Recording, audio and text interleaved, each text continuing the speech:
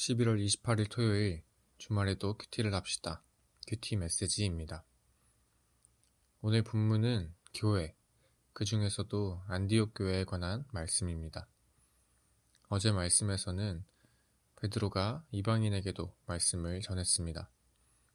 그러자 할례파인 사람들이 할례받지 않은 이방인들에게 말씀을 전하는 것에 반대하여 베드로를 비난하기 시작했습니다. 그러나 베드로는 경험한 성령을 증언하며 그 일이 옳은 일임을 증거했습니다. 그러자 그 일로부터 수많은 예수님을 따르던 그리스도인들도 이방인들에게 복음을 전파하기 시작했고, 그것이 오늘 말씀의 시작입니다. 그리고 그 복음 전파의 중심지로 소개되는 곳이 바로 안디옥 교회입니다.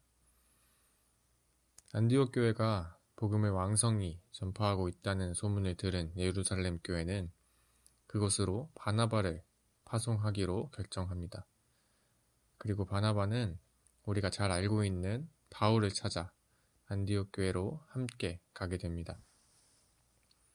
이어서 말씀에 1년이 지난 후에 그들이 비로소 그리스도인이라 일컬음 받게 되었다고 나와 있습니다.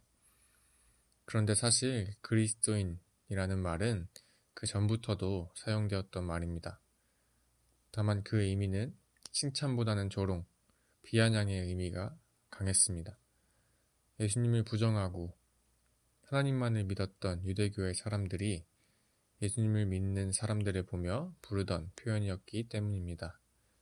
마치 예수쟁이 또는 예수 따라쟁이 같은 표현과 비슷한 느낌이죠.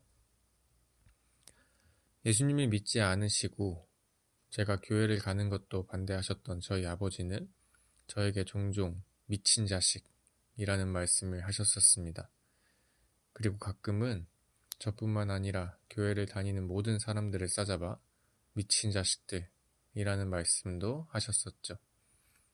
처음에는 저도 그 말이 화가 나고 그저 욕으로밖에 들리지 않았습니다. 그럼에도 대들거나 대꾸할 용기가 없었던 저는 그저 묵묵히 듣고 있었을 뿐이었습니다. 그런데 어느 날 그런 생각이 들게 되었습니다. 미친 게 꼭 나쁜 걸까?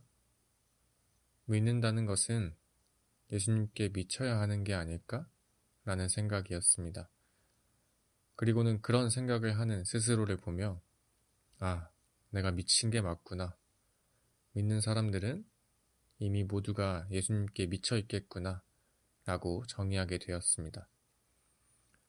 이처럼 그리스도인이라는 표현도 마찬가지입니다.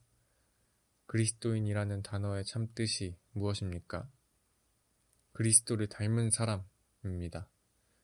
처음에는 조롱의 표현이고 비속어였을지도 모르지만 그것에 속하는 사람들이 어떤 삶을 살아내느냐에 따라 얼마든지 의미를 다시 알 수 있습니다. 안디옥 교회 성도들은 예수님을 너무 많이 닮았습니다. 믿지 않는 사람들로 하여금 저 사람을 보고 있으면 예수를 보고 있는 것 같아 라고 느낄 정도로 닮아있던 것입니다. 그래서 그들은 그리스도인이라 불리게 되었습니다. 그리고 그런 사람들이 모였을 때 비로소 온전한 교회가 이루어지는 것 같습니다. 우리도 한번 도전해보면 좋겠습니다. 온전한 교회는 온전한 개인이 모여 이루어집니다. 온전한 개인은 아직 온전하지 않더라도 온전해지는 중이면 충분합니다. 각자가 온전하기 위한 노력을 통해 그리스도인으로 불리기에 마땅한 노력을 통해 우리 ESF 공동체를 예수님을 닮은 사람들이 모인 온전한 교회로 만들어 가기를 소망합니다.